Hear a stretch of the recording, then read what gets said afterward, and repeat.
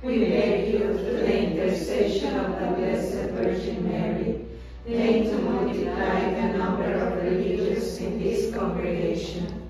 The need of religious with a truly apostolic spirit is most urgent. Choose in all families and in all schools those joyful hearts which may beat in unison with yours. Lord, prepare them yourself. Make them understand and experience the wonderful greatness of your call. Preserve them from evil. May they keep their purity intact. May their spirit, illuminated by you, eternal truth, be straightforward and calm.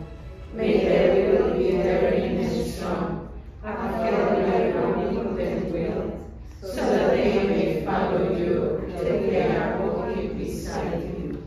And you, Mother of Christ and ours as well, hear our pleas. Bless and sanctify those of us who have already made an absolute donation of our life.